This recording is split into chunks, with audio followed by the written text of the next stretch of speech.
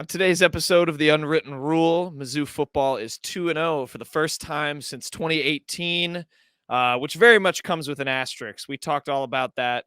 We went on Saturday, so we'll kick it to ourselves after this little intro to break all that down, and then we'll do quick hits. Then we're going to finish the show doing a little bit more college football talk. We're going to recap the rest of Week 2. We'll do our Week 2 SEC tier list. So plenty to dive into, and The Unwritten Rule starts right now. Marcel, where are you going with that disc?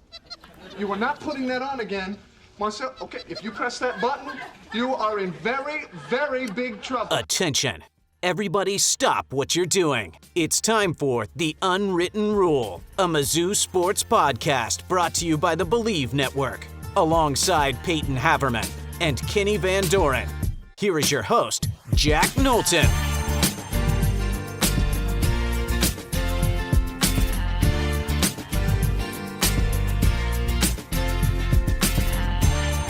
Welcome back to The Unwritten Rule. Today is Monday, September 11th, and Mizzou football, for the first time since 2018, is 2-0.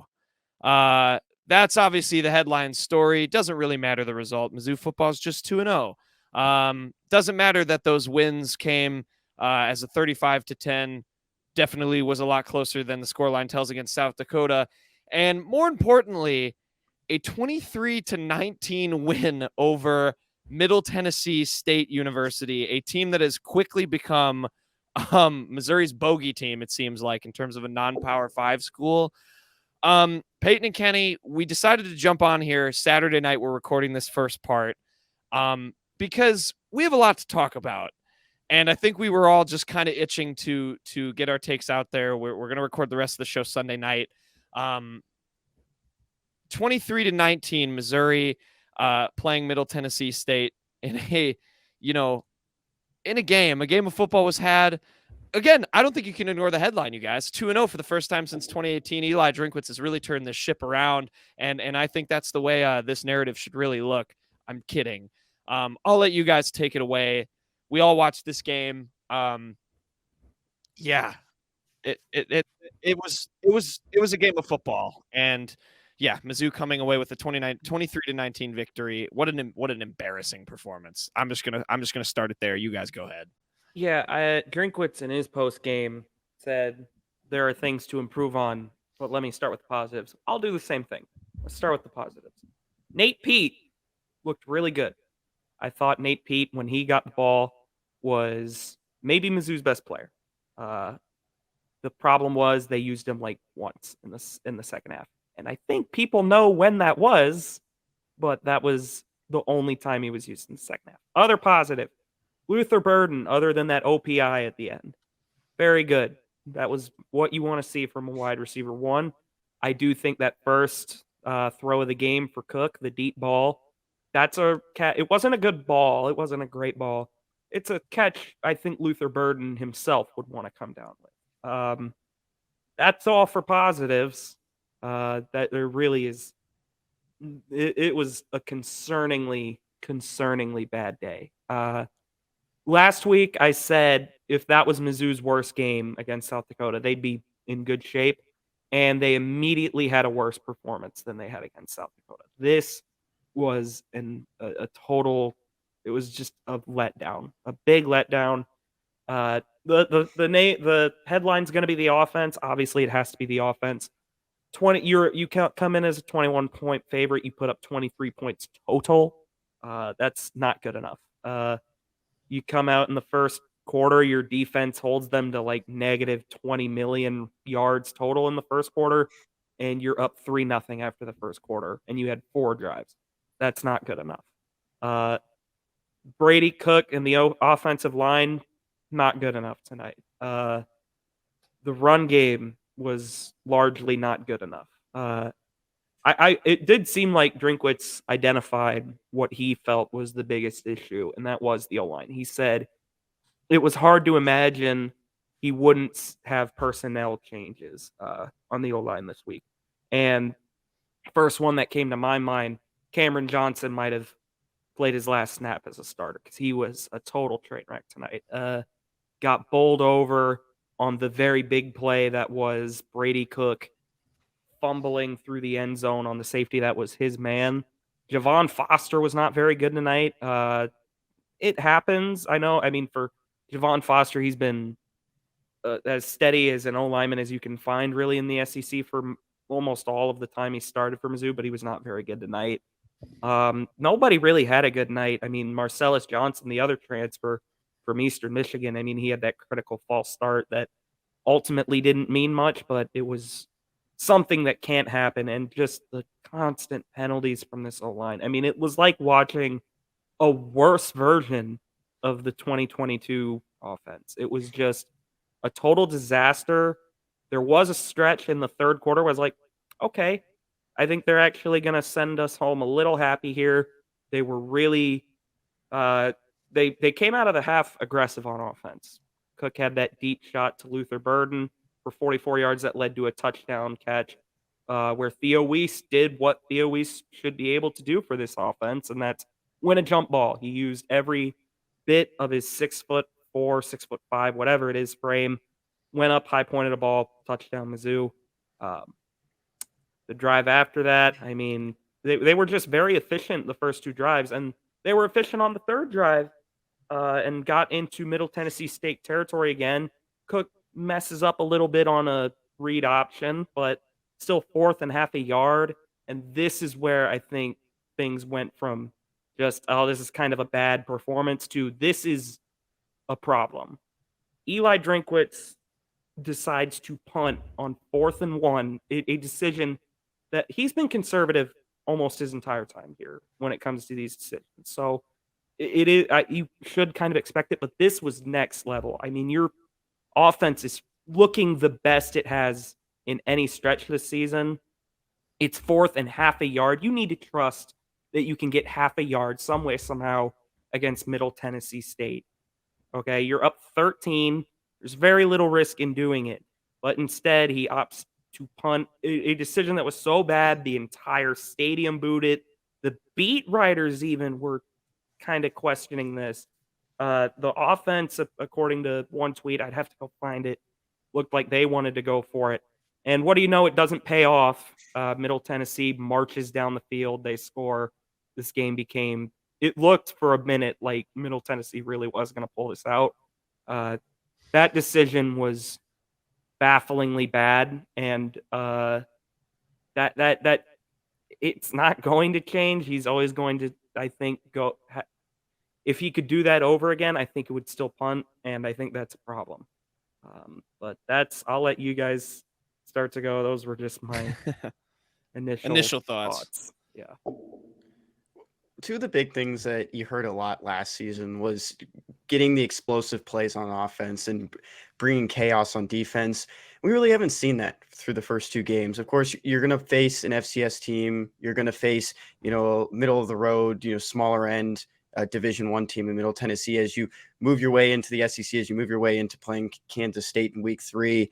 And it just hasn't worked out. At the beginning of the game, it looked good. I mean, opening the playbook, Peyton mentioned that one play with the double coverage, a pretty aggressive catch from Luther Burden, doesn't come down with the ball. A couple plays later, he threw a seed right down. Brady Cook threw a seed right down the middle of the field, overthrew Luther Burden, who beat his man. He had the steps on him. He had an opportunity there to catch the ball. That looked good. Those are two explosive plays that if they happen, I mean, this offense is rolling. It's rolling down the field. There's opportunities to score there. And then you don't really see anything else other than that. I think one of the biggest explosive plays, other than what Peyton said, was the touchdown to Nathaniel Pete, and he was just wide open. I mean, Middle Tennessee just didn't have him marked. They didn't see him in the backfield. And other than that, I just don't know if they're still trying to get used to the offense, trying to get Kirby more settled in game action with all these weapons and figure things out. We heard Drinkwitz say that he's opened the playbook the last 2 weeks, but it's just nothing's really clicking on that end. And I think it'll come with time. And it's just you're going to face a really good Kansas State team who's bulldozed their last two opponents next week. So it's not a good time to be struggling in that category. Looking at the offensive line though, coming into the year, I mean, we talked about this offensive line. We saw it as a strength. We saw it as a lot better than last year. If there's going to be personnel changes, we've talked about EJ Ndoma Ogar for the longest time. And if he can slide into one of those guard positions, move someone out to tackle, like Peyton said, if Cameron Johnson is not going to keep his position, I mean, that could happen as well. I want to go to the end of the game and just get y'all's thoughts on the chaotic nature of that last drive for Mizzou with all of those penalties. I know I was watching it, and I literally said during the drive, I was like, there's going to be, it was that third and short or whatever. I was like, there will be a false start or a holding here. Sure enough, false start, next play, holding. I mean, OPI, but yes. Or yeah, the next play OPI, basically holding off the ball by Luther Burden, who otherwise was, I would say, almost flawless in this game. And we can get to him. And then, of course, you get the defensive pass interference on the 3rd and 21 or whatever, automatic first down. You're able to kill the game off.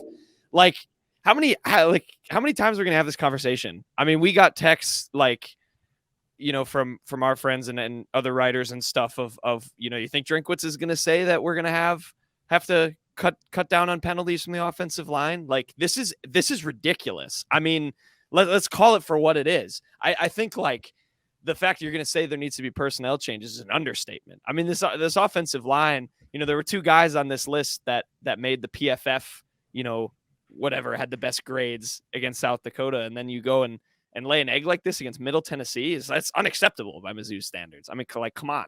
I wanted to ask Kenny, you kind of answered it. Like, first of all, I want your thoughts on just that sequence and what it felt like to experience that over and over. Because I did think we were going to have another Georgia. They're going to punt the ball to Middle Tennessee back with 2 minutes left. They're going to drive down the field and score. I mean, they had all the momentum. Thoughts on that? And then in addition to EJ Adoma-Ogar, maybe some of these other guys that could maybe slot in and get a chance. Peyton, I won't even touch Mitchell Walters, approach him playing. But is there who else can kind of do a job here? Obviously, I think Javon Foster, like you said, is kind of exempt from this.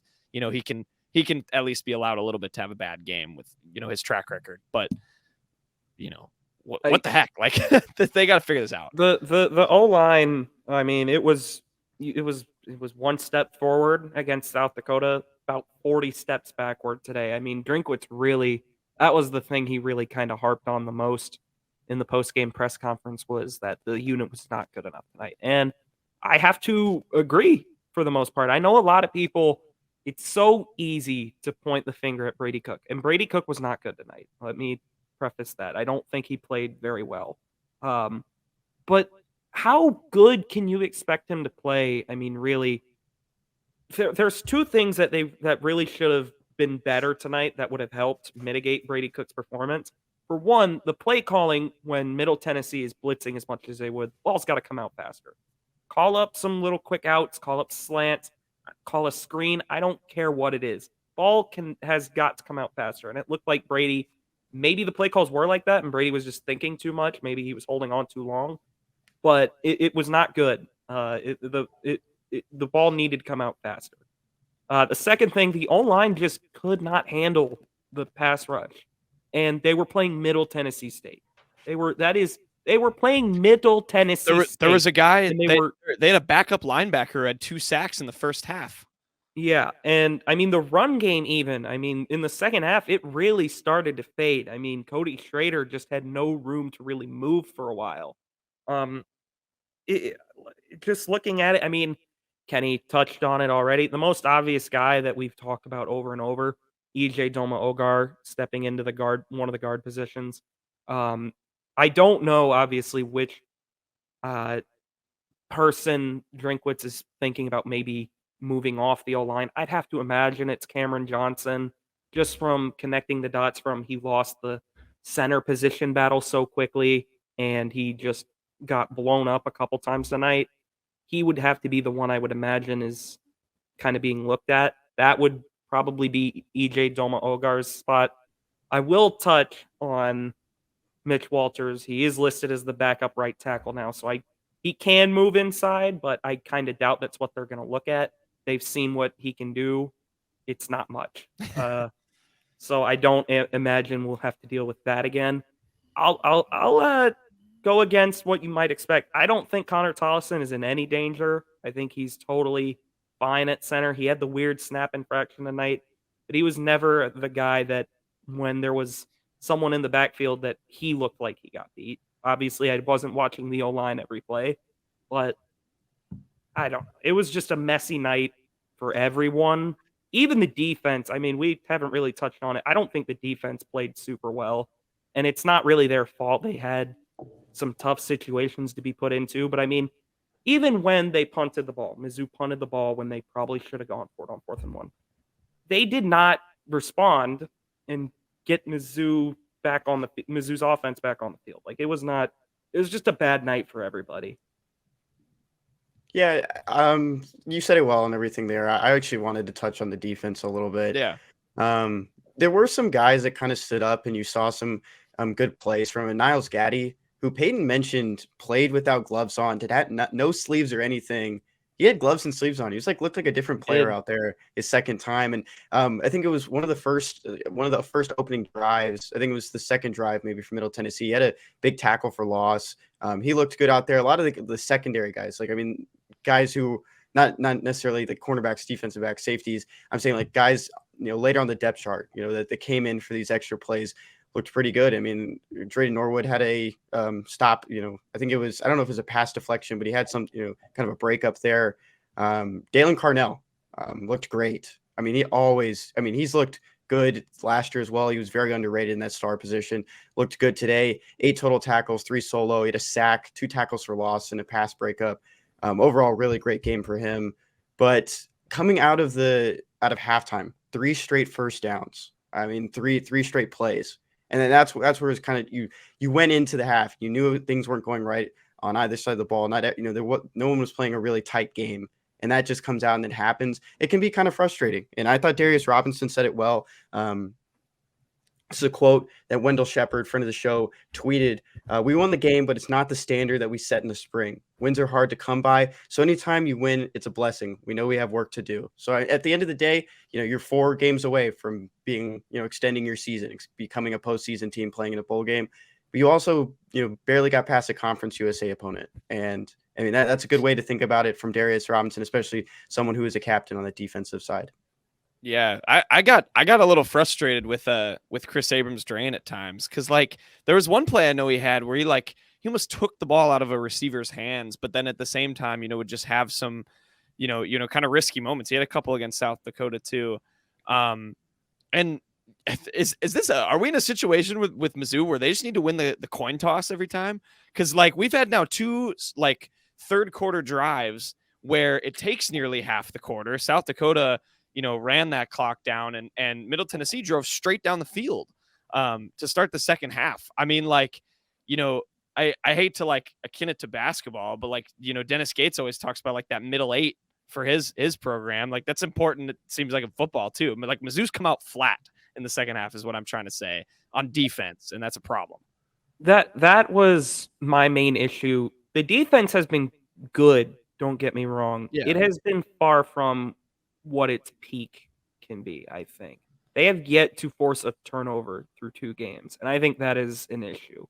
And I know there is a degree of randomness to turnovers. A lot of that just comes on bad throws or maybe just a bad fumble. But to not have forced a turnover against 2 opponents you should be a lot better than, it's not something where I look at it and go, this is a big issue that might be indicative of some troubles, but it is something that I would keep an eye on. And another thing, Mizzou the defense at times has just struggled to get off the field.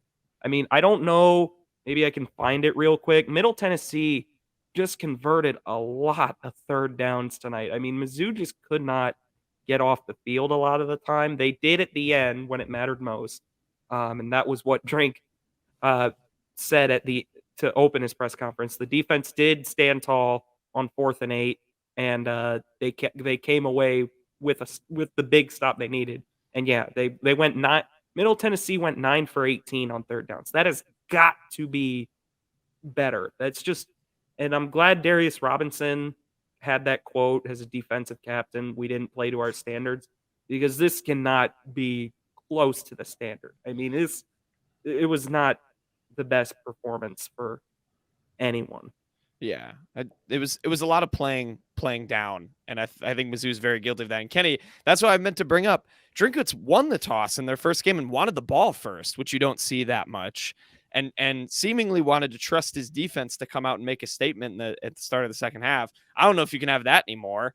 If you're going to be winning coin tosses, like I don't know, but at the same time, offense looked flat too. So maybe there really is no perfect solution there. Going back to the offensive side of the ball, I mean, I guess let's talk about the good for a second, because where on earth would this team be in this game without Luther Burden? I mean, so Luther Burden, 100-something yards on 9 catches? 117, I believe. 117 on 8 catches. Other than the penalty, he didn't have a touchdown. Other than the penalty, I thought he was just about flawless. And I mean, just would again bouncing off of tackles. He would turn nothing into something at times. Maybe and the Brady Cook Burden connection seemed to be there. They took that shot in the first drive of the game. Brady Cook underthrew it. Burden couldn't really bring it in. They had that 40-yard dot. Does he need to be unleashed a little bit more? This was his career high, I think, in yards. Is it just going forward? It needs to, okay, yes, we know Luther Burden can do this. It's time to spread it out a little bit more, guys. Get other people involved. They every time Luther Burden gets the ball, it's so far and away obvious he's the most talented player on the field. I mean, I remember there was a little pop pass in the first half that went for about 8 yards where he had to shake off a defender 4 yards behind the line of scrimmage. Now, that stuff is not going to fly against SEC caliber play. It's not going to fly against Kansas State. Maybe won't even fly against Memphis. But he has that's his best ability, is once he gets the ball in his hands, he is incredibly hard to bring down. I don't know how he does it. He just bounces off guys. I remember there was a kickoff where it just was second nature for him, the way he spun off, or it was a punt return rather, where he just spun off a gunner on the punt return, and he somehow picked up an extra 5 yards when he should have been dead in the water. It's just, he fights like hell for every single yard. He is far and away the best player. Absolutely would not change how they're using him right now, really. I think it has been good. Good mixture of just designing touches for him on screen passes, little pop passes. I would maybe like to see him lined up as in the backfield a little more, kind of add that wrinkle to your offense. They did it a little last year, and I liked it. But you can tell he's getting so much more refined as a receiver. Last year, he would sometimes be a little prone to kind of not being able to win a 50-50 ball, but he was a freshman, and you can tell he put a lot of work into that. He's been so much better this year. He had one that he maybe should have had on that first drive, but underthrown ball. I mean, he's been great. I would not really change anything about how they've used him. Here's the breakdown on targets in this game. This is from the Mizzou Stats website. Luther got targeted 10 times. He got 8 receptions. Mekhi Miller had 2 targets. Nate Pete had 1 target. Josh Manning, the freshman from Kansas City, who I didn't even know had a reception in this game, he got 1 target. Brett Norfleet with 2 targets, and Theo Weiss with 2 targets. I think, you've said it. Yeah, I did not even see Josh Manning was in that game when he got a reception. The Mizzou Stats website also has it wrong. They have it under Jaden Jernigan, and I was like, they did not put a defensive tackle out there. But other than that, of course, you want your best player to have the ball. Luther Burden is one of the most talented players in college football. He needs to put it together and to become one of the best wide receivers as well. I mean, there are still, parts of his game he probably wants to improve, and you can see it from anyone can say that there's definitely parts of anyone's game that can be improved. But you want to see Theo Weiss get the ball. You want to see Mekhi Miller. You want to see more targets. You want to see more plays. If there's only 2 targets on your number 2 and number 3 receiver, I don't know. I just think there should be more coming from these other guys, especially when you're going into SEC play, you're going into Power 5 play against Kansas State next week. You have to be able to rely on Theo Weiss. He didn't really have a great first game. The second game, Peyton said it well. He did go strong on one of those plays. He's a big dude. He can get up and make some aggressive catches. He can jump over people. And I just don't think we've seen it just yet. And I think it's something you need to really think about when you're heading into Kansas State. That 3rd and 6 play, I want to throw this in on the Theo Weiss front. That was, I think, the best play call that Kirby Moore's had on 3rd and 6 at the end of the game. He trusted Cook to make a play. He found Theo Weiss. Theo Weiss made like 5 guys missed for like a huge game, but it was negated by that Luther Burden OPI.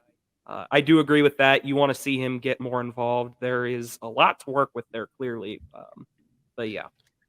And Peyton and I talked about this. I texted him before the game, and I was like, do you remember 2 seasons ago? So the 2021 season, Mookie Cooper joins Mizzou. Actually, it might have been 2020. Was this 2020, Peyton? Yeah. Oh, God. I think No, it I think was 2021. 2021. So Mookie Cooper's first year, because he was at Ohio State his freshman season, transferred to Mizzou, and we were watching him. We thought Mookie Cooper was going to be, something good, and we didn't really see him get involved. And the way he was getting involved was, tunnel screens or, like Weird just weird gadget end plays. arounds, gadget plays, just nothing really clicking. And to this day, we just still haven't seen Mookie Cooper really, I don't know, make plays. He's a talented wide receiver. We know he has different tools. He's a little bit smaller. He can work well out of the slot.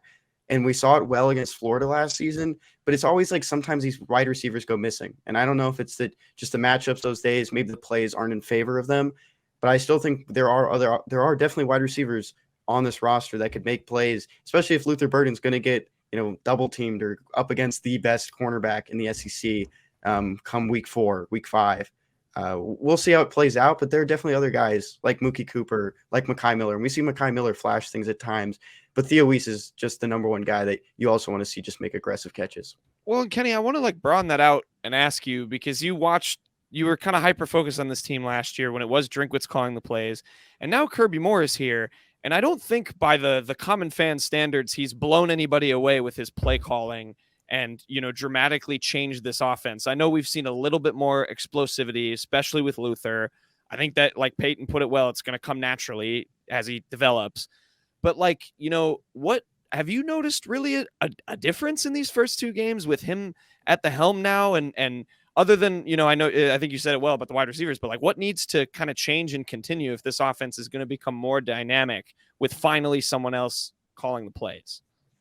I brought it up a little bit earlier in the show about, there was those 2 plays at the beginning that you felt like, oh, he's going to open up some explosive plays. They're going to look down the field, get the offense rolling, make a statement early, show that there is an air threat. Then you can flash the run game. I mean, the run game was working at times, and then it wasn't. The offensive line had some holes, and we got into that. When I look at it, though, I don't see necessarily too many differences at the offense right now. Brady Cook definitely looks a lot better now than he did at the beginning of last season. I think, Peyton said, well, there are some mishaps. He did have the safety. There were some, when you just look at the stats, though, it's fine, 14 for 19, 204 yards, but there's definitely options. He's shown that he has an arm, he's fully healthy now. The surgery, he's gone through the full surgery process. I just think there's there's opportunities there to unload one, especially with Luther Burden, with Theo Weiss. There are, tall guys, there are strong guys in that wide receiving core. You can open up the field, get the air raid going. But most of the time we're seeing passes aren't even going further than 13 or 15 yards.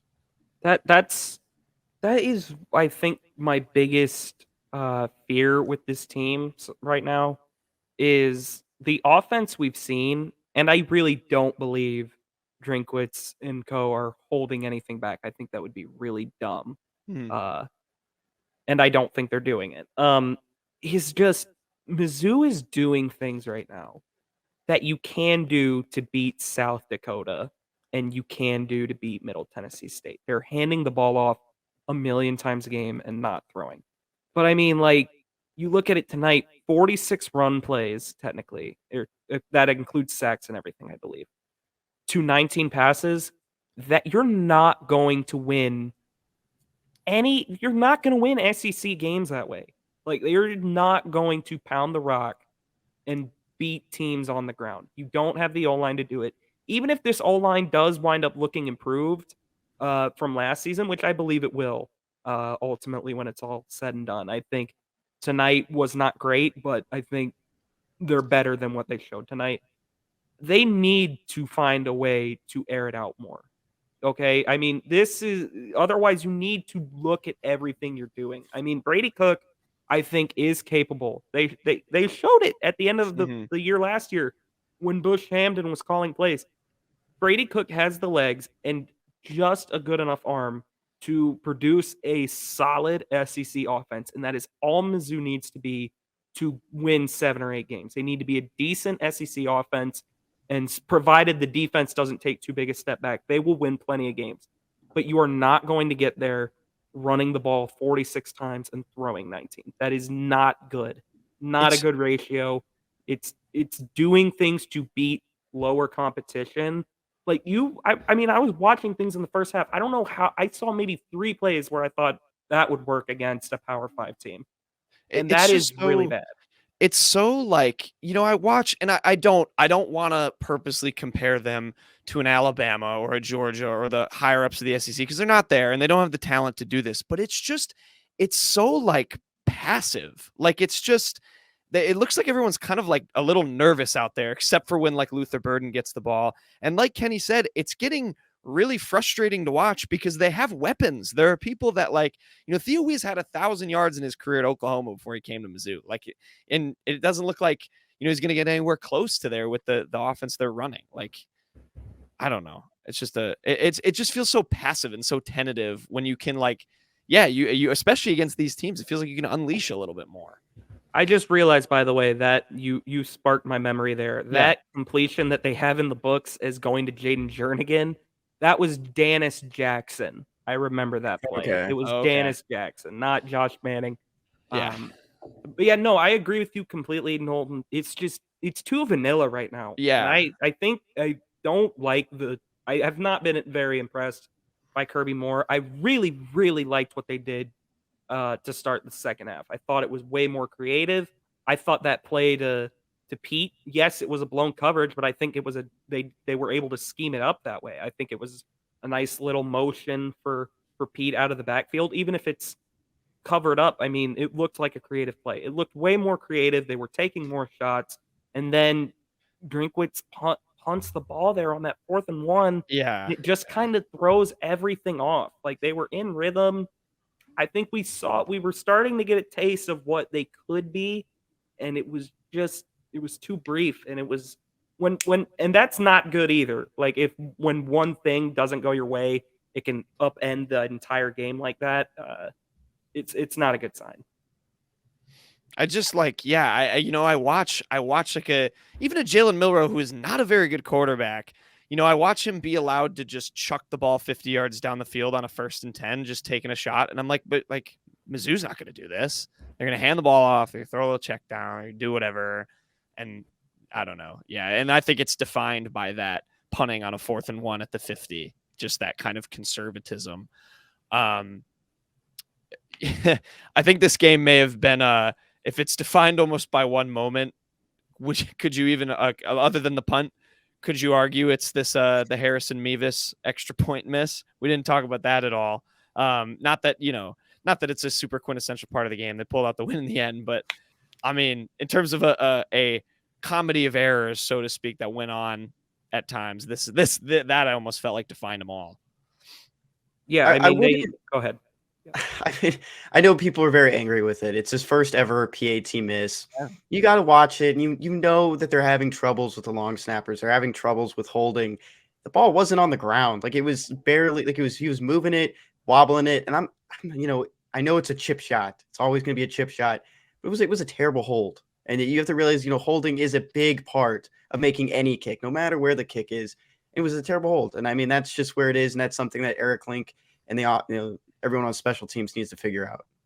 Yeah, I just wish there was a way to find a link to all of these special team struggles. It's really starting to build up over the last 2 seasons. I don't know how Mizzou just went through an entire offseason and cannot identify the team's best long snapper and best holder. That is a little absurd to me. And for the record, this does not get Harrison Mevis off the hook. He needs to be better, and he probably knows it. Yes, the PAT was not his fault, but the whole special teams unit has become an issue. And they just got to go back to the drawing board on that, find the link to those issues, and see what can be done about that. Because right now, it just everything is a mess there. Read between the lines there on that one. Don't forget the never forget the what was the Chargers team that they were like number 1 offense, number 1 defense, but did the worst special teams, missed the playoffs? Yep. It Worst matters. special teams ever. Those add up. That stuff There will be matters. games because I'm going to assume Mizzou cleans things up. They're going to play close games in the SEC. These moments, you can miss a PAT against Middle Tennessee, but when you're down 3 or 4 to South Carolina or something in October, you got to be able to rely on your special teams if it comes down to it. And right now, I don't think they can. Yeah. Okay. Any other things you guys want to cover? Whether it's a look ahead, if we dare, quickly to Kansas State, or even just anything we missed from this game that I forgot to like bring up or anything. We get one more. Yeah, Kenny, you go. We got one more thing too. on the Mevis topic. Just like one last thing I have Yeah. here. We don't even have to get too much into the next game. We can do that in the next show. But he's a confident kicker. I mean, we saw him after that Auburn game. He bounced back against Georgia. Like that. If anyone could do it, and we had Callum McAndrew on the show, and he said this, like, if anyone can do it in the SEC, there's not a more confident kicker than Harrison Mevis, and it'll come around. I think there are some issues on special teams, and you can't blame everyone, and you can put blame on Mevis, but it'll come around. Of course, he's shown flashes of being one of the top kickers in the nation. Yeah. 2021 All-American. I don't have to redefend Harrison Mevis. I do it plenty enough off air. So those who know. I've got faith in the guy. Quotes. I think we got we said pretty much everything. We had the best one I saw was a ratio of the week nominee. Here we go. When Live. Power Mizzou, Gabe DeArmond, obviously Power Mizzou com on Twitter, he tweeted, Drinkwitz on the decision to punt on 4th and 1 in the fourth quarter. Quote, up 13, if they've got to go 83 yards, their chances of scoring are a lot less than if they're on the 50. I think that's the right call every time. It has 101 replies, 3 reposts, 57 quotes, and 41 likes. Here's a third option that Drinkwitz didn't pull up there. What if they just got the first down? I know it's a novel concept picking up a half yard against Middle Tennessee, but that's something I'll just like in college football. You can look at the NFL, you understand, punting on 4th and 1. It's a total different animal. But in college football, if between the 40s, sometimes I just don't understand why you just don't draw something up just to get a half a yard or a yard. Peyton said it. I think Peyton texted us. It was literally half a yard. It wasn't even a full yard that they needed. And they just didn't think anything. I mean, Kirby Moore came in with this great offensive playbook, and there just wasn't anything to really pull out there that Middle Tennessee hasn't seen. So I don't know. Dan Campbell went for it on 4th and whatever from his own 16-yard line in the first game of the NFL season. And they won. And they got it and won the game, by the way, against the defending Super Bowl champions on their banner night on the road. It's a difference in mentality. I mean, I guess I respect him that he defended his decision, I guess. He also said on the PI on Luther Burden, quote, it was an anticipation call. I think it was the correct call. Mizzou, do we think Mizzou got bailed out on the deep defensive PI late on the next play?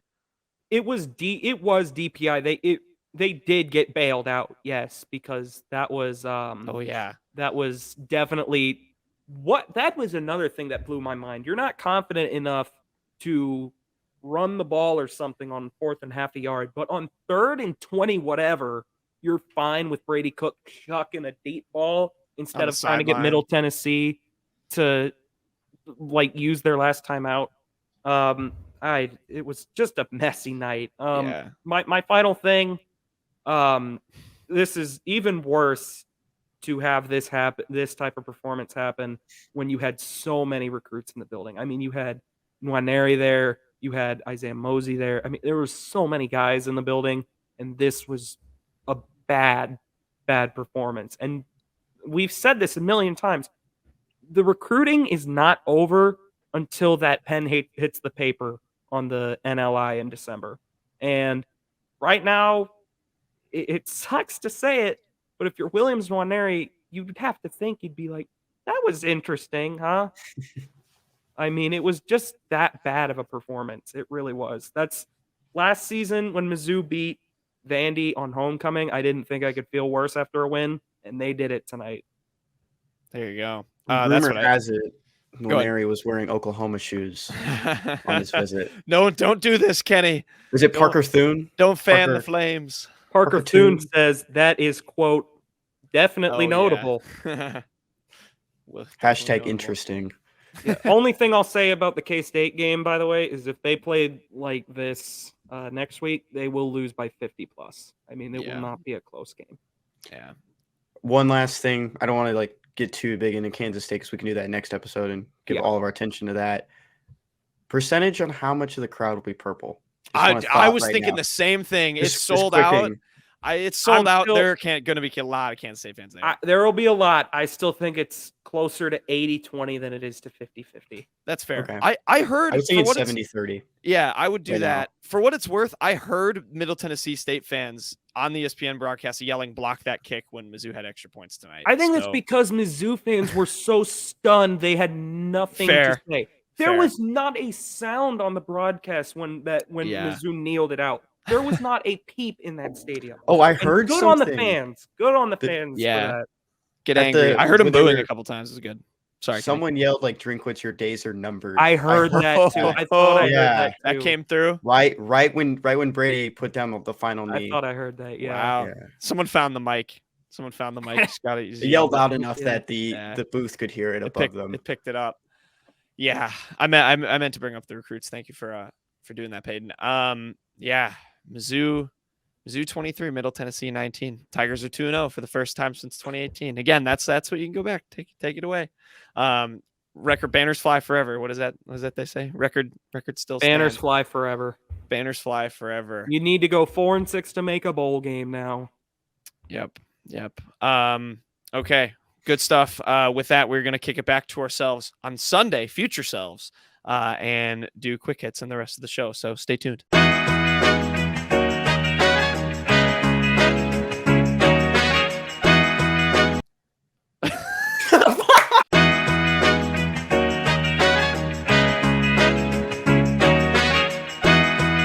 Okay, quick hits time. Kenny, Jersey of the weekend. Jersey of the weekend. This one comes from Peyton Haverman's text to me, telling me not to check who is the leading rusher for Duquesne this past weekend against West Virginia. Of course, former Mizzou running back Taj Butts from the St. Louis area. He had 10 carries for 23 yards, had one reception for -2 yards. Good to see Taj Butts playing in college football, not just on the bench for Mizzou. Yeah. It's so funny because a few weeks ago, I was texting Kenny about Taj Butts and Duquesne because I was like, who I haven't heard from in forever and never really even announced his commitment was Taj Butts. And I was like, the last thing he tweeted was that he visited, not committed, he visited Duquesne. Must have been a good visit, obviously, since now he's their leading rusher. Happy to see him land on his feet. And I'd like to shout out BJ Harris, who was also part of that running back corp last year. He has 11 carries for 32 yards at Central Michigan right now. Oh, that's not BJ and Butts. Yeah. I feel like I had the Taj Butts thought that Peyton said he had with Torrance Watson for men's basketball. Elon. I feel like it was just one day I was like, oh, he's on Elon now. Good for him that he's still playing. Shout out Burlington, North Carolina. Shout out. My jersey of the week is going to be Hayden Hurst. The weekend, rather. It's going to be Hayden Hurst. Hayden Hurst caught number 1 overall pick Bryce Young's first career touchdown pass today, actually, when we're recording. And he took that ball and promptly launched it into the stands. Not even thinking. He just took the ball and threw it right into the stands. I'm sure Young eventually got that ball, but some Falcons fan probably got a very nice return for that. But yeah, that's my jersey of the weekend. I didn't see that. That's funny. Mm-hmm. Do you think it's easier than baseball? The football? No, not at all. Just because it happens less? Yes. That's fair. My jersey of the week, I'm staying in the NFL. Like Peyton said, we're recording on Sunday. My jersey of the week is Brock Purdy, but I'm doing Brock Purdy with the Cardinals. That's because this comes from NBC Sports, like San Francisco or whatever. Brock Purdy, there was a photo of him that surfaced of him with Patrick Peterson. Brock Purdy, of course, grew up in Arizona, and Patrick Peterson, who now plays for the Steelers, promised that he was going to get an interception on Brock Purdy. Brock Purdy, of course, dotted up the Steelers today. The 49ers destroyed them. And I just thought it was pretty funny that he has a photo in a Cardinals jersey with a guy who later promised he'd pick him off. And of course did not. Brandon Ayuk, I think, mossed him in this game too. So classic cornerback trash talk gone wrong for Patrick Peterson, who I was honestly shocked to find out was still in the league. I thought he was retired. Are you sure that's Brock Purdy? Kind of looks like. Oh. All right. All right, Knowlton. It's time for our favorite segment. I hate the spelling bee. Ugh, my least favorite segment. Well, it's your lucky day, Jack. The spelling bee has been retired. Might be like Tom Brady, might come out of retirement at some point. But for the time being, it's gone. We're moving forward with a new one. We're going to call it Ken's Sports Shorts. It's going to be like a Sporkle kind of Family Feud type. Hold on. Say question. that name again. Say that name again. You didn't give that name the love it deserved. Ken's Sports Shorts. Ken's Sports Shorts. Ken's Sports Shorts. Developed and trademarked by Kenny. I'll have a question each week. There will be roughly 5 to 7, 5 to 8 answers to the question. You guys will go back and forth, try to get all of them. You're going to be working as a team now, but you also have 3 X's that can go against you. So that's how we're going to do it. I'm going to hit if you get one wrong. You have to guess. You can't just pass it on to Peyton. Peyton, you can't just pass it on to Jack if you don't know it. You have to guess someone. For this week, we're going to make it pretty easy. We are a Mizzou-centric podcast, so we're going to stick into the Mizzou world. We're going to look back at the 2022 season. There were what was that? It was not a good year. I think Mizzou just everybody right now. Yeah. Okay. Given that's what fair. happened. So we're going to look back, and there are 5 players who scored a rushing touchdown for Mizzou in the 2022 season. We're going to start with Jack, and we're going to go Jack Payton. You guys have to name all 5. Okay. Go. Brady Cook. Correct. Okay. So Luther Peyton. Burden. Correct. Nathaniel Pete. Correct. Cody Schrader. Correct. So we have one to more. go. I think I know what it is. No, I don't actually think I do for sure. The Peanut Houston one in the bowl game was That was not a rush. That was a receiving touchdown. Yeah.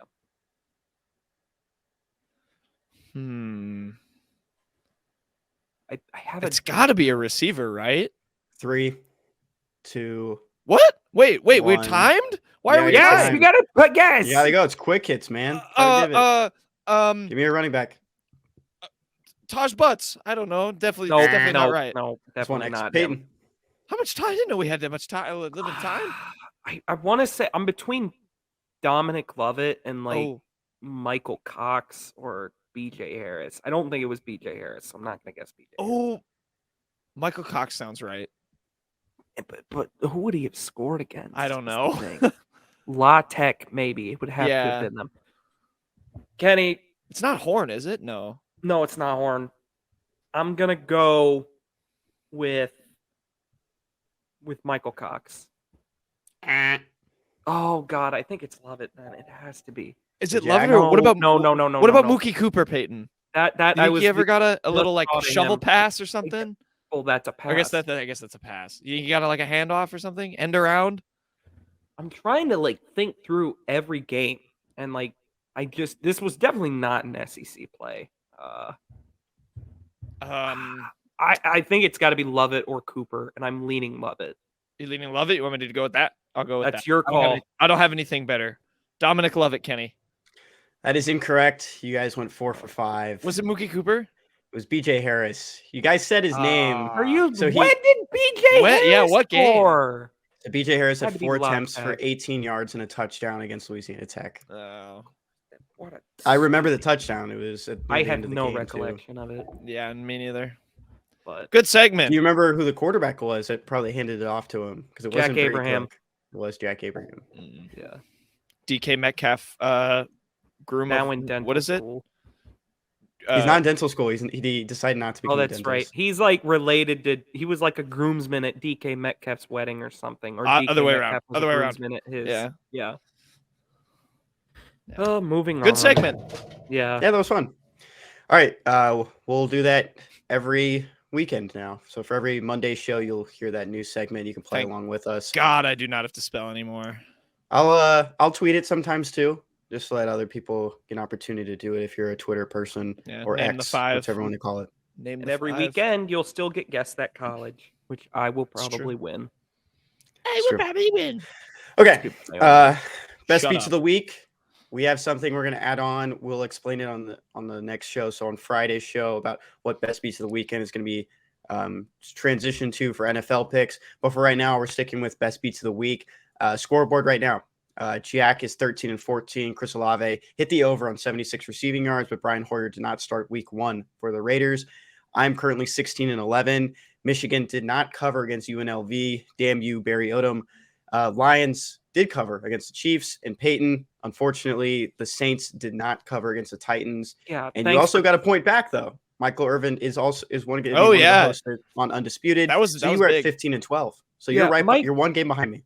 Vrabel, what does a field goal down 4 with 2 minutes left in the game do for you? Absolutely ludicrous decision, and it cost me big time. I'm just happy Chris Olave gave me the easiest lock ever. I think it was 76 yards. He had like 112. But I am back on the road to 500 as per the Twitter because of Brian Hoyer. You were at 500. I know, but I'm back on the road because I went down. So, okay. So my best beat of the week. We're sticking in the college football world. Navy versus Memphis this week. I got Memphis minus 15. Navy scored only 24 points against Wagner this past week in their first home game. Go Seahawks. So I'm not really going to roll with anything Navy for the time being. Probably smart. And Memphis, future Mizzou opponent. Yeah, they might beat us. My best beat of the week is going to be the Bills minus 1.5 versus the Jets. That's the Monday Night Football game. I don't know. Even though it's Aaron Rodgers' debut, I think the Bills are just still put it this way. Josh Allen was probably the first QB that could have had Tommy John surgery last year, and they were still the number 2 offense in the league. So I still am going to ride with the Bills for the most part, and this is going to be the start of that. Josh Allen's been in too many commercials. I'm losing faith. Once they start selling out, they'll start playing worse. Too many commercials. But no, he's also on the Madden cover. You're right. Madden curse. Madden curse. Who broke that? Didn't Mahomes break that? Did he Mahomes win the broke Super it. Bowl when he was on the cover? My best beat of the week. I'm going back to college football. I'm taking Duke minus 19.5 against Northwestern. It's the smart people bowl. With this matchup, I just don't think Northwestern is going to win another game this season. They played UTEP, had their easy game of the year. I think they're going to lose to Howard at home later on in the season. It's just not a good culture. I think they're going to lose to Howard at home later in the year. I do. Give me the Bison. Big Ten school is going to lose to Howard? Yeah, I'm going to bet on it. Next, when that comes up, I'll bet on it. Knowlton, let me put it to you this way. Back when Howard had Kalen Newton, Cam Newton's little brother, they played a game at UNLV, and it was the biggest against the spread upset ever. They were 49-point underdogs against UNLV in football. What year was that? This was like a few years back. I don't remember exactly. New era, new dawn. I don't have any reason to not believe in Howard this year. Yeah, me neither. They haven't given me a reason, Peyton. So yeah, number 27 on Howard, dog. Ian Wheeler, dog. You're just looking at running the roster. back. I went to high school with him, so I'm. Okay. Nice. Shout out Ian Wheeler. He's a dog. Yeah, see, I have no reason to bet against Ian Wheeler. Hey, I hope you're right. I hope Howard does beat Northwestern. That would Northwestern's be awesome, they had all kinds of bad stuff happen in their team culture. They're not winning another game. They're going to lose by over 19.5 to Duke, which of course beat Clemson earlier in the year. And so smart people bulls going to Duke at home this year. Dogs. Give me the Devils. Dogs. All right. Okay. Dirty Birds of the weekend. Dirty Birds of the weekend. What's that right there? I'm going to take a shot at Jack here. What? Tanner Mordecai. He's my Dirty Bird of the weekend. Oh, you might fair. be asking, why is he a Bird, Kenny? He never played for a Bird team. His high school was the Panthers. He went to Oklahoma, SMU. Yeah, everyone knew that. There's a Bird named Mordecai in a famous TV Oh, show, that's regular show. So that's my tie. Yeah. And that is my tie for Tanner Mordecai. Of course, he did not have a great game in his Big Ten debut against Buffalo. But this past weekend, you can look at Jack's shirt on the YouTube. Jack's Wisconsin Badgers are now 1-1 after losing to Washington State on the road. Go Cougs. Yeah, they got a number last year too in Madison. So I'm not all that shocked. Very disappointed. Again, I will caution my fellow Badger fans. I don't know why people were thinking the fickle air raid era was going to be so effective so quickly. It takes a while. So I'm not hopeless. Did I text a lot of people that Wazoo should just take our spot in the Big Ten? Yes, I did. Do I still think that? No. After some reflection, I believe we'll come back stronger from this. But yes, Tanner Mordecai was bad. And the real Mordecai. Actually, I was going to say it, but no spoilers. Whoa. Peyton, what's your dirty bird? My dirty bird of the week. I was watching Iowa versus Iowa State. I don't know why, because I hate myself. And this. Hey, Trump was too. Yeah, well, I watched it from my couch because I'm an idiot. So I was watching this game, and the most Iowa graphic of all time popped up. Their fullback, Hayden Large, the Hawkeyes. That's why he's a dirty bird, by the way. Couldn't put 2 and 2 together. Please click off the video. I don't want you watching this. Hayden Large, their fullback. He's named after TV character Hayden Fox, who was based off of Iowa head coach Hayden Fry. This guy's a fullback. He's got long hair. He just looks like a 3 yards cloud of dust guy, grit and grind. Everything, like I'm looking at the photo right now on Twitter. Everything about this graphic screams Iowa to me. And you know what? Iowa got the win. I don't know why I watched that game. I was also watching a little bit of that game. But yeah, fullback name Large is maybe the most Iowa thing ever. So good dirty bird. I'm kind of sticking in college football, I guess, for my dirty bird of the week.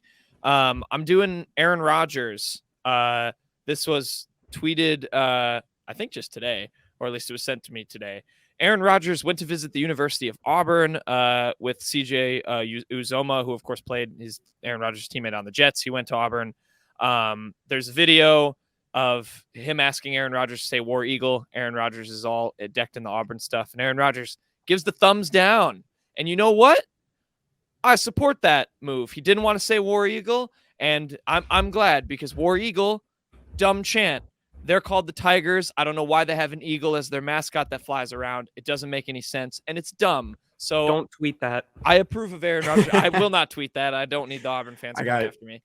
I got a lot of replies when I did that once because I was confused why there was a bird. Yep. I don't need them coming after me, but they can't explain it either. That's why they get so defensive and angry. So good on Aaron Rodgers for that one. Down with the War Eagle. Also, I think you might have missed the part. It was definitely a bet between those two because Cal. Oh, was it? Yeah, Auburn played Cal. Cal is, of course. Oh, good point. Yeah. So and he didn't visit. They're just in the Jets locker room. Yeah, they were in the Jets locker room. Well, whatever. I saw. I've never seen Aaron Rodgers this happy before. He's being trolled and he's happy. He wasn't this happy his last 3 years in Green Bay. Yeah, he gave the like classic old man vibes. Which is like, no War Eagle. It reminds me of my high school cross country coach. Yeah, like they look the exact same right now. Yeah, the smirk. Yeah, that was a good one. War Eagle. All right, best thing you learned, Peyton. Best thing I learned this week, UNC football. They as expected, they were not granted a waiver for Tez Walker, who not Tez Bryant. Not Tez Bryant. That I got my wires crossed. Tez Walker, who apparently is also my favorite wide receiver. He was not granted eligibility this year, despite the fact that he had very good reasons for transferring. He transferred before the new rule cracking down on two-time transfers was enforced. He left an NC Central program that didn't play in 2020. He left Kent State to also be closer to his grandmother in North Carolina. He was not granted his eligibility waiver. He was expected to be their wide receiver one. Mac Brown, UNC's head coach, who's been around the block a few times, he absolutely laid into the NCAA here. Trying to find the tweet again quick because I lost it. So cut this dead air out. Dead air, dead air, dead air, dead air, dead air. Where the hell did it go? That's why you should just link it on the page. I had it pulled up and then it was gone, but here it is. All right, you found it. Yeah. So UNC's Mac Brown said, I don't know if I've ever been more disappointed in a person, group of people, or institution than I am with the NCAA right now. He absolutely lambasted them in a long letter. He said, it makes no sense. It never will. Shame on you, NCAA, all caps. Shame on you, exclamation point. This was pretty fire. Mizzou is no stranger to being, a little bit, how should we say this? Absolutely screwed over by the NCAA. So good on Matt Brown. And they won this weekend in overtime against App State. Yeah, that's just so stupid. Like, the NCAA is dumb. We've harped on it a lot, I think, on this show. Like you said, Mizzou's been screwed by them over and over. So good best thing you learned. Hopefully, I don't know. Hopefully he can come back stronger than ever when he's able to. But maybe Des Bryant can do something. Step in. Throw up the X and fix everything. Best thing I learned this weekend, 2024 center Trent Burns announced his 4. This is from Joe Tipton of On3. Mizzou, Rice, Tulsa, and Xavier. What a list. I mean, that is a list. Weird combination. I think Rice is just thrown in there because he is from the Houston area. He plays for Houston Academy.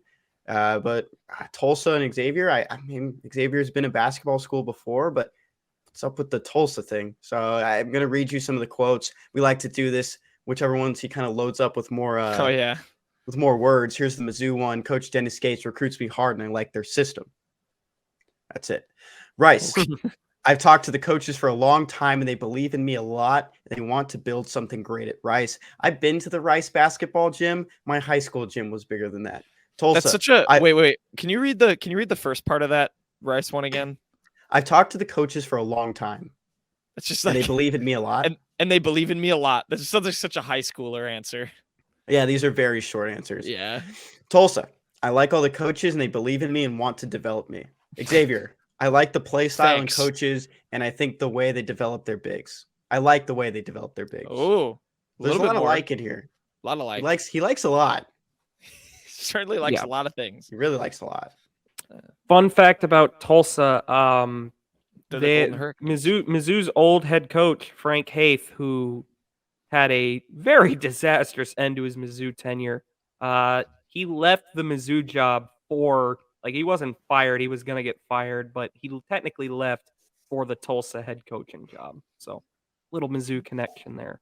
Also, I don't think if Mizzou has its way, I doubt Trent Burns is a take for them, but we'll have to see. Fair enough.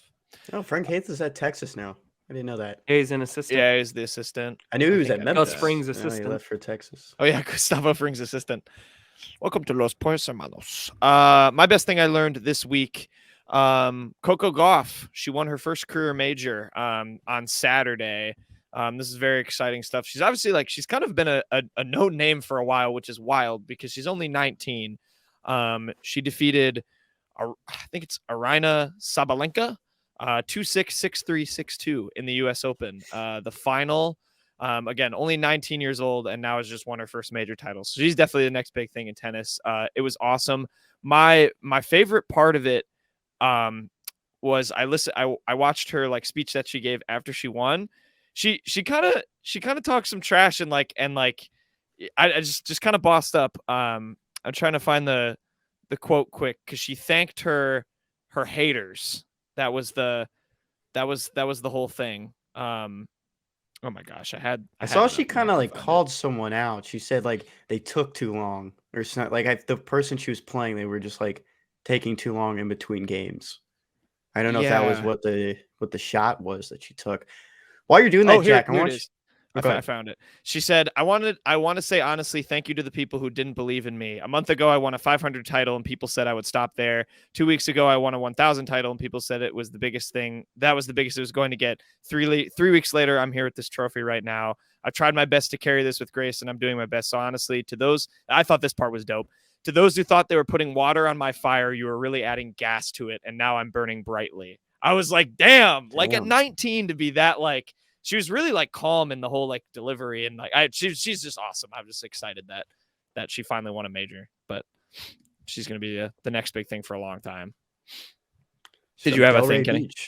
Yeah, I was going to ask, do you think she's going to be better than Serena? I mean, she's excelling at a very young age. I think you should take your shot now. Serena's greatest female tennis player of all time. Now, I don't know. I'm not I'm not a tennis expert like that, but I don't know. I'm sure. I mean, obviously the comparisons are going to be there. Because she's excelling at a young age. Yeah. I'll say no, but not because I think she's going to be bad or anything. It's just, it's Serena Williams. So we'll see. But yeah, exciting stuff. And then I had a bonus one just from tonight. We're obviously recording this Sunday night during the Sunday night football game. The Giants are getting absolutely killed by the Dallas Cowboys. It's 40-0 right now. But I did think this was kind of cool. I had no idea the Cowboys kicker, Brandon Aubrey, this is like his first or like one of his first real times playing football tonight. He won the Dallas kicker job. Obviously, Brett Maher, their other kicker, had that like disaster in the playoffs last year. And this guy stepped in. He went to Notre Dame, did not play football there. He played soccer and then tried to go pro in soccer, played like at kind of the upper-ish levels of not quite the MLS, but the upper levels of U.S. soccer. And then when the USFL came back, he played 2 seasons with the Birmingham Stallions, was like the best. He was just like, I'm going to try out football. And he played for the Stallions, came on, and now has won the Cowboys kicker job. And he's had a lot to do tonight. He missed his first kick, which was unfortunate. But he's had a lot to do tonight because they're drubbing the Giants. But I just thought this was pretty cool. He played soccer. Like Mike Tirico mentioned in this broadcast that apparently he was thinking about just giving up on sports altogether, and then just has come back out and been like it was an ace kicker in the USFL and now kicks for the Cowboys. So shout out. That is literally living my dream. I should point out that would be that's epic. So good for him. It's too bad he's a kicker. I don't know if you saw that the Packers' new punter as well also has a story like that. He was like a towel boy. He's from Ireland too, I think. Yeah. They played some Irish jig for him when they went into the break. Yeah. This Brandon Aubrey guy, he's from St. Louis. He's a Missouri kid, but he went to high school in Plano, Texas. Oh, okay. Did not go to the same high school as our friend Chase Madison. As friend of the show. But yeah, that is literally my dream. So good for him. And congrats to the Cowboys. The Giants washed. You sound a little jealous, Jack. Oh, very jealous. Okay. Yeah, I mean, I might not add him to my list when he missed short kicks because he did tonight. His first one was bad. Yeah, that was he shanked it. He shanked it, but whatever. All right. You got the bonk, Kenny. You got the bonk. We can talk about this for a little bit. Peyton can throw some stuff in here as well about this woman not being real. What's developed? Connor Tollison, Mizzou center, retweeted a picture on Twitter of Haley Lopez at a Dolphins game, and it says "Go Dolphins." It's a dolphin emoji. And another one, or it's just a zoom in. It says Connor Tollison. But this was before the game. Here's the kicker. Before the Mizzou game. Yeah, before the Mizzou game. Here's the kicker. Haley Lopez is not real. This is an AI picture of a woman, and you can go look her up because there's a Twitter account. There's a Twitter account of her, showing stuff, and so I think it's a bonk. Connor Tollison, maybe it was like some motivation. Maybe he likes, he just wanted to motivate himself and accidentally hit that repost button. Do you think he's discovered that it's not a real person? No. I don't think he would know. Yeah. No. But yeah, it's very obviously a fake person. I mean, if you zoom in on this lady's head, I mean, it's very clearly like there's like a weird screen effect around her head. Like it's like she's really like poorly photoshopped into the photo. Like It's very obviously fake. Also, why would someone be posting a picture at a Dolphins game on Saturday when one, we're not playing till Sunday, and 2, we're not at home? The Miami, Florida plays there. Oh, well, but it said "Go Dolphins." Oh, well, it's an AI. It was just bad. It's just a Connor Tollison bonk. So we found this because a guy on Twitter named Down4Mizzou posted it, and some people replied, "Locked in." So David Carnell. Ready to roll. No. I was going to say, that's not actually. No, you're kidding me. You're kidding me. That's his dad. That's Dalen's dad. Oh, David Carnell replied that's awesome. Oh, no. Oh, my gosh. Hilarious. That's so locked in. Well, yeah, I and mean, then- hey, he didn't have a penalty, did he? Nobody on the it was O-line a played snap well. infraction, But So, yeah. and yes, he did have a penalty. That's Oh, right. He had a what? snap infraction. Yes. Never mind. Here are the PFF grades. So for this past week, Connor Tolson was 52.5, brings his yearly grade to 77.8.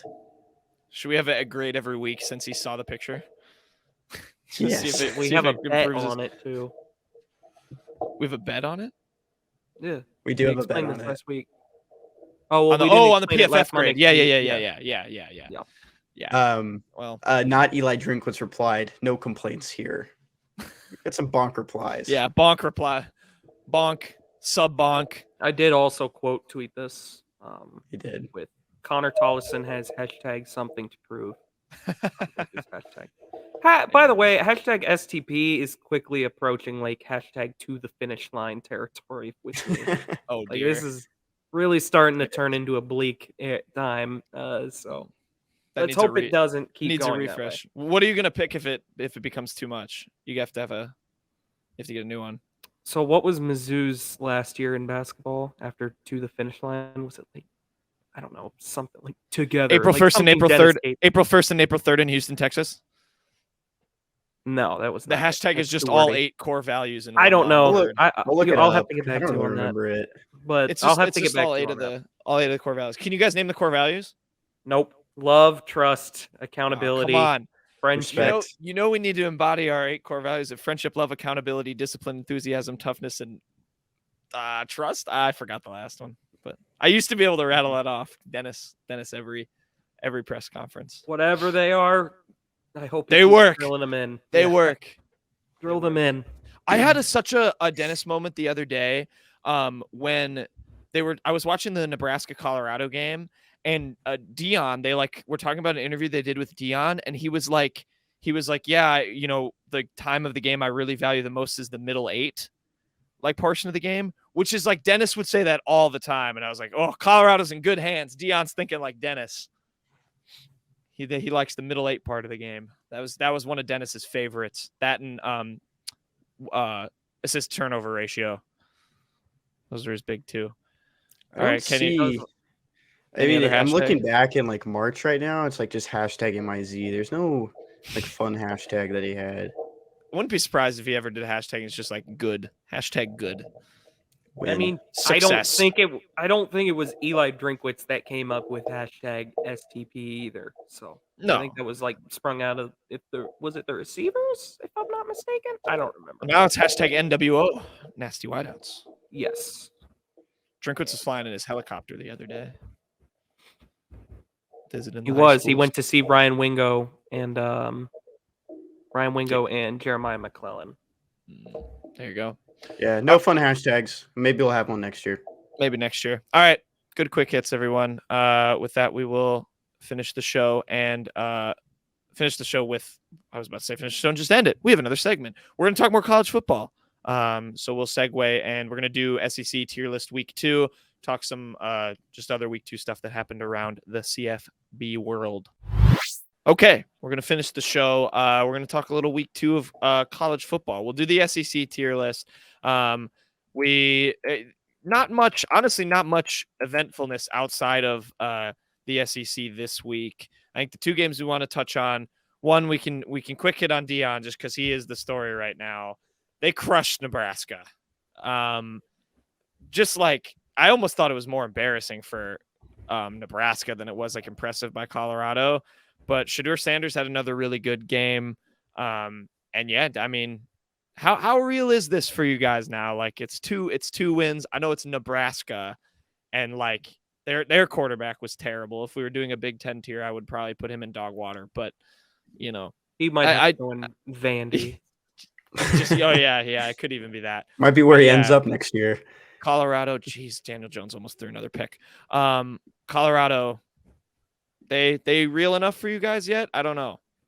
I think they're real in the respect that we will see them play in a bowl game and they will probably sell out whatever bowl game they go to.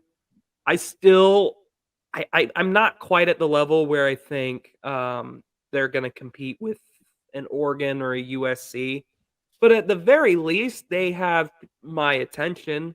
They have other people's attention. I mean, 2-0 after what Colorado was last year and the way Deion remade this roster. Say what you want about it. I mean, it's the story. It might be the story Of in sports. sports right now. I mean, it is so unbelievable. And I think people really need to just let go of whatever angst they have against Deion. I mean, if you didn't see that video of Deion with Colorado's like superfan Peggy after the game, that was like, does that not like melt your heart seeing that type of thing? I mean, Deion is he really does come off as like extremely genuine and like very, very much cares about what he's building there. Like he is for real. I think he is going to take Colorado to new places. I can't say I really think that they're gonna win a natty or anything right now, or even make a New Year's Six this year or anything like that. But I think I would be very surprised if they did not make a bowl game this year. And they're gonna have everyone's attention every week. I mean, I'm excited to see them play some more talented teams, especially out of the Pac-12. They have a couple tough stretches throughout the season, back-to-back weeks playing Oregon and USC. That's coming after playing Colorado State this upcoming weekend, which is going to be on game day, which is awesome. I mean, Yeah, that's the game that you right. want to go to, especially because the following week is going to be Oregon against Colorado, then USC against Colorado. You don't even know what the state of the team will look like then, and they could prove us wrong. They've proved us wrong through the first 2 weeks of the season. Then you have UCLA and Oregon State later in the season, and then Washington State and Utah back to back. So there's good competition for Colorado, and just Deion Sanders just to prove that his team can compete against these guys. Of course, this is going to be the only year that he's going to be playing in the Pac-12. They're moving to the Big 12 next year. But other than that, there's definitely opportunities for Colorado just to keep proving people wrong. Yeah, I don't know. I agree like with both of those things, and I agree. Like he is real. Like he's not doing this as some sort of stunt or only for himself. Like he cares about these kids and he wants to see them succeed. And that's like, if his name wasn't Deion Sanders, that would just be another heartwarming story. People wouldn't second guess it or doubt that. Like, and so I agree. People kind of need to stop. And just accept that this guy is for real in terms of what he at least is hoping to provide for his players, which in the end, like college football, college sports, that's like kind of the most important thing is you have that kind of like father figure or like just sort of presence, someone that can lead them. I don't know. I just think that's awesome. He's proved to me, and I'm sure a lot of other people, that he does just care and wants to see his players succeed. But obviously on the field too. I mean, like the ambitions are very much there, and I agree he's not going to win a natty or anything. But like, yeah, to see them even get to a bowl game, that's again to go back to what Peyton said, probably the biggest story in sports of the year, if that comes to be. I got one more thing to say. Okay. Dak Prescott having a good game right now for the Cowboys. He's out now? He's hurt? No, they took him out. They took him out? They're winning by so much. Okay, I haven't looked at the game for a while. It's Cooper Rush. Deuce Vaughn season in too. They just showed him next to all the big O linemen. He's like way shorter. It was really funny. Sorry, continue.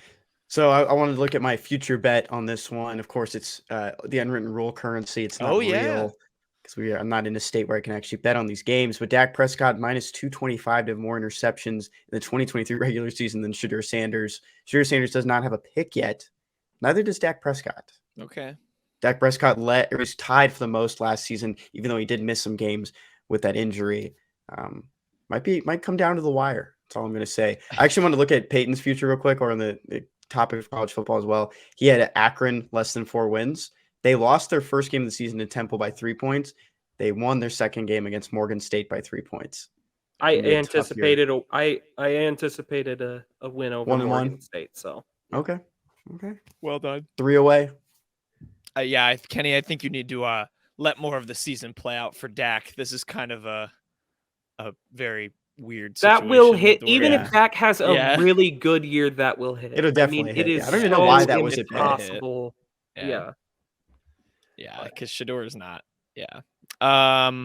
Only other game I think we wanted to mention before we do the tier list was Oregon Texas Tech, which I'm so disappointed. I like Texas Tech. I kind of always have.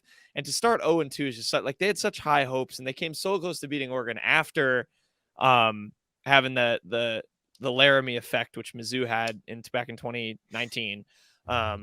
It just sucks. Like I wish I wanted to see them start out strong, but this is a good game. It's a good game. I don't know if you guys watched. I didn't get to see any of this one. I just wanted to say real quick that I know Joey McGuire obviously had that good year one at Tech. He won a bowl game. He won the Texas Bowl. Kenny was there. Lane was definitely taking that super seriously.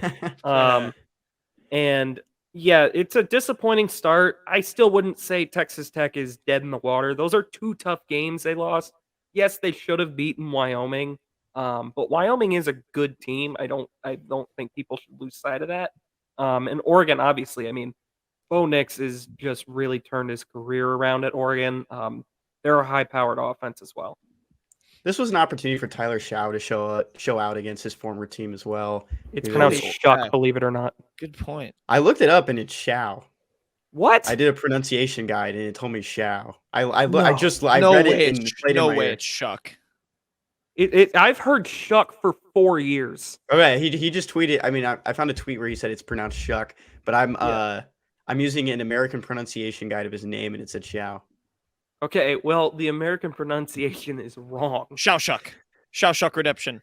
So Tyler Shuck, I mean, he had a good line overall, 24 for 40, 282 yards, 3 touchdowns, 23 carries for 101 yards and a touchdown, but he had 3 picks. I mean, he shot himself in the foot 3 times. I'm going to look at the scoreboard. I didn't watch this game entirely, so I don't know if some of these picks weren't really against him. Other than that, this was an opportunity for him to take down his former team. But Oregon scored 20 points in the fourth quarter. That's just the nail in the coffin. I can say for certain the third one, if I'm remembering right, was not his fault because Texas Tech got the ball back down 4 with like a minute left, and he threw a pick 6, and I think it hit off of the receiver's hands. I did see that. And then the Oregon guy caught it and ran back for touchdown, which is I believe unfortunate. Oregon backdoor covered as well. That probably. Yeah.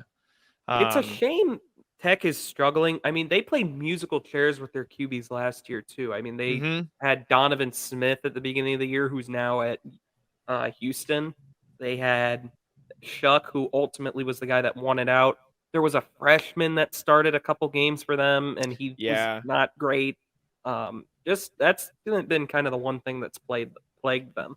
Because they had SaRodrick Thompson for a while, who is in the NFL now, and he was really good for Tech. He was like super consistent at the running back spot, but we'll see. We've become a Tech. Wow, that was like a little Texas Tech defender segment. Only other thing I'll say before we do the tier list quick, Baylor got robbed.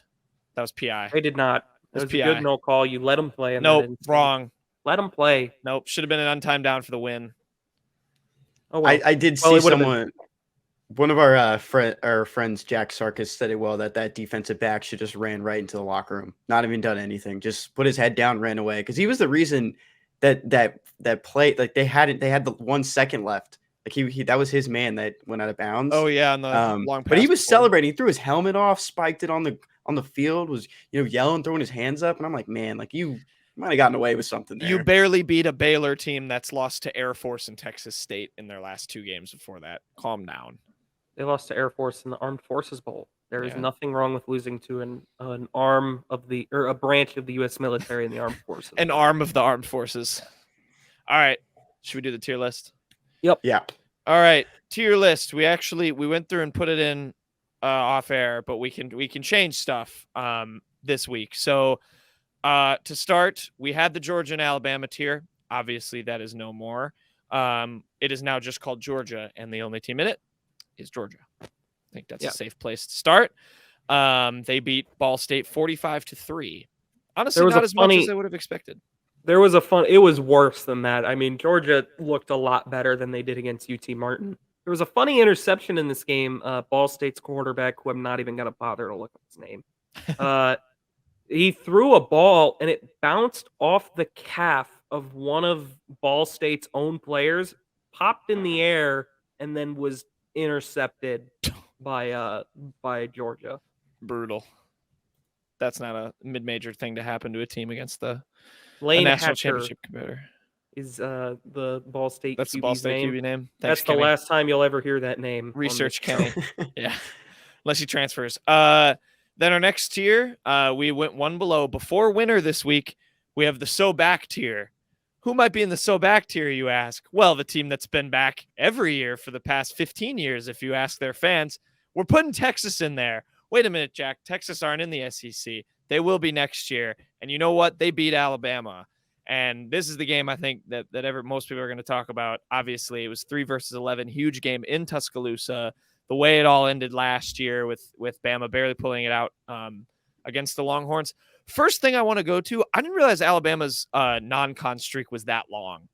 2007, their last non-conference. Monroe. UL Monroe of all teams. Team. That's wild. But yeah, we're putting Texas in the so back too. Did you guys watch this game at all?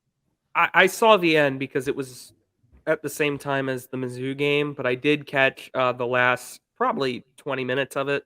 I will say this: Quinn Ewers, when he's on, he is electric.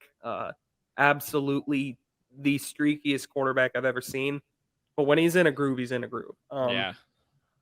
And I'm not taking away anything Texas did in this game because they absolutely manhandled Alabama for most of it. Man, this Bama team, there were like cracks starting to show last year. It felt like this is just not a Nick Saban team. I mean, just stupid penalties, just not doing well in big game situations. Jalen Milroe, I mean, we'll touch on him later. I don't like the QB situation at Bama. Lots of things they need to clean up, but it may be a thing that can't be fixed this year. Can we throw Florida in this category as well? They won this so week. Back? They won this week. They beat McNeese State. How much did they win that game by? 49-7, and it was a garbage time touchdown for McNeese. So it wasn't even against the real team. So I think we should throw Florida. We're going to call Florida back for that. Florida was they're 48.5-point favorites. We cannot put them in. No, we're back. not being Come that on. They're I'm not tied even for putting them first in in the winner. SEC East. Fine, put them in back. I am not putting Florida in so back. I'm not The being Dave that nice. Bergenmeyer and Steve Spurrier are calling to us. They're in play cupcake and play cupcake. Graham Mertz averaged 11.4 yards per pass. Give me a break. Yeah, he also did that against like Illinois State. No, I'm not. All right, wait. Well, you want to vote on it? Yeah, let's vote. No, it's fine. Leave it out. No, let's vote. Okay, vote. All right, I vote no. I vote yes. I vote no. Oh, look at that vote. Do you want to put them in winner? Because right now they're in played cupcake. No, I'm voting. If they're going anywhere, they're going in we're back. Okay, because we're gonna lean into that. They're going in we're back or cupcake. Florida is? Yeah. No. Good God. All right, so Texas is back. Yeah, we'll get to Jalen Milroe. We got a tier for him. Anything else on the game, Kenny? That game? Nothing. I also just want to say that Quinn Ewers is insane. Better without the mullet. Maybe that was holding him back. I don't know. Everyone gave him crap for shaving it off, but then he had the cigar. He did the Joe Burrow victory cigar afterward. Professional. Smoking that Bama pack. Yeah, Texas are back. Okay, next we have winner. Okay, I put Ole Miss and Mississippi State in this tier. I know Mississippi State should be in it. Yes, they should be in it. You think? I guess they are 2-0 now. They should be. They're 2-0 and they have a win over a Power 5 team. On the road. That's a win. It wasn't on the road. It wasn't on the road. No, Mississippi State was home. Okay, they're still winners. It's a win over. Yeah, a Power 5 I team. think that's fair. They beat Arizona in overtime. Yeah, and Ole Miss. Sorry, go ahead. Good. I'm still saying I think Ole Miss should stay in there. I know the game was tight for a little while. They won by 2+ scores. Oh yeah, 37-20. Oh it was yeah, close for a little bit there, but they scored 20 points in the fourth quarter. I think Ole Miss definitely is a winner. That was a good win on the road against the and it was. Team. I mean, it was like one score until like there were 2 minutes left, and then they kind of like fell apart because they were like trying to make a play in Ole Miss. Yeah, but that's a good Tulane team. Yes, they didn't have their starting quarterback, Michael Pratt, but that's still a good win. I thought Kai Horton had a better game than what his line said. He went 15 for 37. I just felt like he had a better game. 231 yards to the air. I didn't know he was their touchdown. backup. That's pretty good then, yeah. Mm-hmm. Their third backup started a game last season. He had to go in for a play because Kai Horton's helmet got ripped off. Oh, sure. Right? Oh.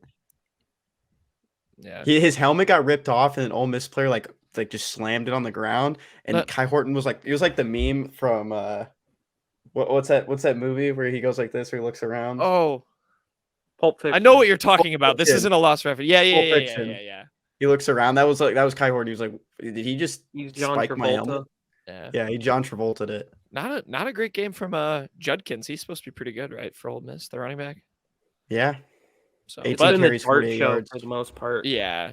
Jackson Dart was very good in this game. 267 Do you guys know yards, Jackson tutties. Dart transferred there? Yeah. Yeah, from didn't know that. USC because Mizzou reached out to him and their tight end. Oh, I forgot about that. Yeah. Jackson Dart and Jaden Daniels are both former future Missouri Tigers, sir. Yeah, he picked up the phone. He went, who? No. Who are you? Goodbye. I have no idea why Spencer Sanders left Oklahoma State to go be Yeah. the backup at Ole Miss. Really weird. And then, oh God, I can't think of LSU's backup went to Ole Miss to be the third string. So Interesting. Oklahoma State's Lane Kiffin. played 2 quarterbacks this past week against Arizona State. yeah, because neither of their quarterbacks right now are good. Actually, they played 3. Who? Yeah, Who did? none of Mississippi them are State good. did? Oh No, my goodness, Oklahoma Alan State. Bowman, I've heard the that old name, I feel Texas like. Tech and Michigan quarterback, is now at Oklahoma State. I had did no not know idea. that. Really? Yeah, he Wow. It's fun story about him. His sister played soccer at the University of Oklahoma, and she's friends with my cousin. They went to school together. They know each other. So my cousin played pickup basketball against Alan Bowman when he was in 8th grade, and Alan Bowman was bigger than him because he was just a Sure. big kid. Yeah. Well, he's a Uh, D1 QB. Gunnar Gundy was also played in this game. Mike Gundy's son. So they Wow. played 3 quarterbacks. He played I'm not- last year too, and he was terrible. I'm not a man. I'm 40. That should be Yeah, a that- tier one time.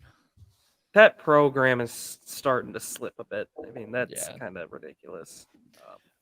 Next tier below winner. I'm calling this the SEC after dark tier, and I'm putting Auburn in it. Auburn getting a win. They went to Pac-12 after dark, went to Cal. That definitely very full stadium. Adam Cole had a very, I think, unintentionally funny tweet. Adam Cole, by the way, friend of the show, covers Auburn. He had a very funny tweet that just said like half an hour to kickoff period, and it was a photo of the stadium, and it's just empty. Like it's just there's no people in there, but credit to Auburn. You know, it's late. You got to stay up, maybe a little later than you're expecting, but they got the 14-10 win over Cal. So Yeah, Peyton I don't Thorne threw know. the ball a whopping 14 times in this game. I don't know why Auburn is playing Cal. First of all, this is like Mizzou playing Boston College. There's nothing to be gained. But yes, you can say, oh, they're recruiting players in California. Obviously, first of all, Cal is not getting the good players in California. Okay. Second of all, it's still like that. That's such a weird thing for an SEC team to decide to do. Is just hop 3 time zones over, play in the dark in a weird empty stadium.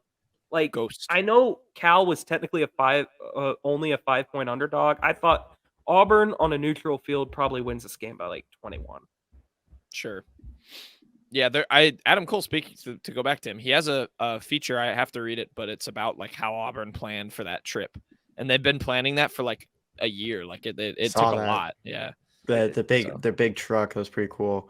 Guess how many players on the Auburn roster currently are from California? Like 4. 3. Guys hit the over. It's 2. Dang. There's a defensive lineman named Mosiah Nasili Kite, who's from Pittsburgh, California, and then Keontae Scott is from San Diego. Pittsburgh's in Pennsylvania. It's in Kansas. Yeah. Then we have the played cupcake tier. This tier will start to dissipate, like we said, as the season goes on. But we put Arkansas, who beat Kent State 28-6. Not very convincingly, but it's just enough for me to keep them out of. Florida 49-7 over McNeese, like Kenny said. Back. Kenny apparently thinks they're back. They're not back. Tennessee 30-13 over Austin Peay. This game was tied, I think, in like the second quarter, maybe at halftime. It wasn't tied going into half, I don't think, but it took a while for Tennessee to pull away in this game. Definitely, if you're looking for some hope that maybe Josh Heupel's offense can finally be slowed down, this would be the game you look at. I don't know if I'd quite call them a loser, like, because even though it was close, I think the game was never truly like, I don't know. You could go either way on this one. I would personally just keep them in Cupcake. Okay. Yeah, Kenny. Yeah. I mean, it was 13-6 at halftime when both teams scored a touchdown with about 9 minutes to go in the fourth quarter. So, I mean, it was, like Peyton said, nothing was really in reach for Austin Peay. The fighting Jordan Wilmores really had no opportunity. Good shout. We have Kentucky. This one, loser. 28-17. You want to put him in loser? A loser. They were. All right, we'll put him in loser. We're putting him in loser. Devin Leary has been a total. I'm so shocked by how Kentucky's offense has looked so far. This should probably be in the, I would say, dog water commentary commentary. It's almost okay. I don't know if you saw this commentary clip of Ray Davis. Yeah. He's running back. I did see this. Ray Davis, 9 months ago, he was in the transfer portal. Everybody wanted him. 11 years ago, as a foster child, nobody really wanted him. Yeah. Telling you, he's underrated. Just wild. I didn't know. He was good. Just wild. But yeah, Kentucky struggled badly in this game. I am very surprised that Liam Cohen has not been able to kind of resurrect some of that magic that Devin Leary had at NC State in 2021. It's been a bad start. Not saying Kentucky can't turn it around because I still trust Liam Cohen, but it's a bad start for a team that I had pretty high expectations for. Yeah. Cincinnati beat Eastern Kentucky in week 1, 66-13. Kentucky beat them 28-17. And wow. Former SEC quarterback losers. Emory Jones in that game threw like 5 or 6 touchdowns. Emory Jones is still in 5 college? touchdowns, He 345 yards. Yeah. That's nuts. I didn't know that. Mm-hmm. Okay, I'm gonna make how about we go with below Vandy, a WTF did he just say tier, and I'll put that picture in there. Yes. Okay. That'll be the last tier. Next played Cupcake, LSU. They crushed somebody. Absolutely massacred Grambling. And then South Carolina, which beat they did Furman. And that game was tied late in the first half. They're off to a bad start, South Carolina. Loser? What was the final score? 47-21. Yeah, no. South Carolina scored 33 points between the second and third quarter, and we've been saying for a while that's where it matters. Yeah, I'm not gonna call him a loser. The middle eight. If we're not gonna call Arkansas a loser, we can't call South. Okay, fair. Spencer Rattler had a really good game as well. He went 25 for 27 for 345 yards and 3 touchdowns. Oh wow, that is. I mean, that's looking like closer to Oklahoma. Spencer. They also had. He was bad at 4 different guys. His first couple of years, he was better at Oklahoma. Yeah, he was. When he went, I think it was it 2021 going into that freshman season. Year, I'm pretty sure. He was very good as well. Yeah. There were 4 guys who threw passes in this game. Wow. Okay. Luke Doty, one of them. Yes. We'll keep him in Cupcake. Okay, so in loser, we move Kentucky down, joining them. Alabama. I think that's fair. Alabama. There were people on Dogwater, but we'll keep him in loser. And then Texas A&M, which lost to Miami. Yeah, weird game for A&M because everyone was always so rightfully concerned about their offense. Their offense was fine this game. I mean, Weigman threw a couple picks, but the defense was just getting gashed by a Miami offense that last year was, quite frankly, terrible. Lost to Middle Tennessee. Yeah, lost to Middle Tennessee. Jake Garcia got revenge this year, but bad performance for A&M. They kind of got me to buy in just a tiny bit after their win over New Mexico, but kind of back out on it this time. Is Tyler Van Dyke back? I think he's back. No. He went 21 for 30. And he had 374 yards. I mean, he's back. I think Tyler Van Dyke draft type. You want me to put him in back? You want me to put him in back? Do you have like a draft type one you can put and just put Tyler Van Dyke's face? This is an SEC, so we don't have to play it, but it's not quite there. his, We did put Mac QBR Brown. is We did eighth put Mac best. Brown in the Mac Nasty tier. We could put we're back tension between Petrino and Jimbo potentially, because that was a storyline after week 1. The tension. Yeah, could be. So I'll do both their heads and do a versus in the middle. I'll put it in we're back. All right, good.